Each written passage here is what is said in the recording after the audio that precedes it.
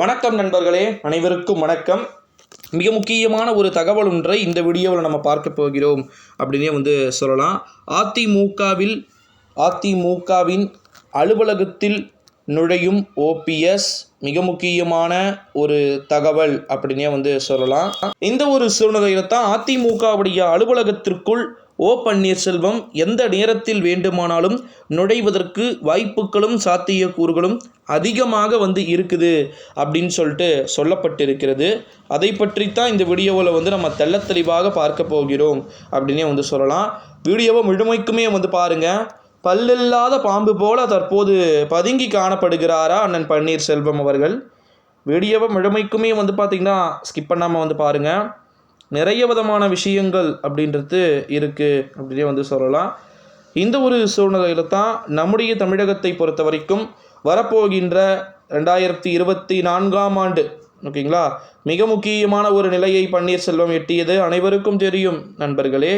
இந்த ஒரு சூழ்நிலையில் தான் நம்முடைய தமிழகத்தை பொறுத்த வரைக்கும் வரப்போகின்ற 2024இல் ஒரு வரப்பிரசாதமாக பன்னீர்செல்வம் இந்த தேர்தலை சந்தித்தார். ஆனால் இந்த தேர்தல் அவருக்கு மிகப்பெரிய ஒரு அடியை தான் கொடுத்தது தான் மிச்சம் என்பது அனைவருக்கும் தெரிந்த ஒன்றுதான். காரணம் என்ன அப்படின்னு பார்த்திங்கன்னா, அதிமுகவுடைய அலுவலகத்திற்குள் நுழைய போகின்றார் என்பதை போல சில விதமான செய்திகள் தொடர்ந்து சுழன்று வட்டமிடித்து கொண்டிருக்க, அதற்கெல்லாம் வாய்ப்புகள் இல்லை ராஜா, நீங்கள் கிளம்புங்கள் அப்படின்னு சொல்லக்கூடிய வகையில் அனைத்துமே களம் என்பது மாறிவிட்டது அப்படின்னே சொல்லலாம் நண்பர்களே. அதிமுகவுடைய அலுவலகத்திற்கு எந்த நேரத்தில் வேண்டுமானாலும் நுழைவதற்கான அனைத்து விதமான ஸ்திரத்தன்மைகளும் பன்னீரண்ணன் அவர்கள் எடுத்தார். ஸோ அதனுடைய தொடர்ச்சியே தற்போது பார்த்திங்கன்னா ஜேசிடி பிரபாகரன் தொடங்கி புகழேந்தி தொடங்கி எல்லாருமே தற்போது கட்சியிலிருந்து வெளியே வந்துவிட்டதை நம்மளால் பார்க்க முடிகிறது. கட்சி இப்படியே போனால் ஒரு அகல பாதாளத்திற்கு சென்றுவிடும் என்பது ஒரு உண்மையான கருத்து தான். ஓகேங்களா.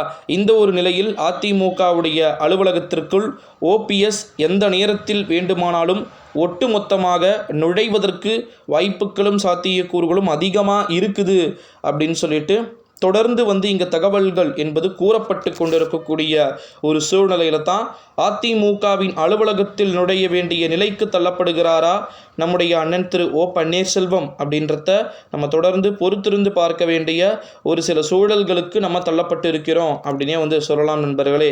2024ஆம் ஆண்டு நாடாளுமன்றத்துடைய தேர்தலை பொறுத்த வரைக்கும் நன்றாக புரிந்து கொள்ளுங்கள்.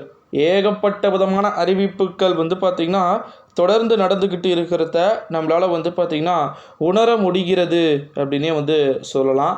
இந்த ஒரு சூழ்நிலையில் தான் நம்முடைய தமிழகத்தை பொறுத்த வரைக்கும்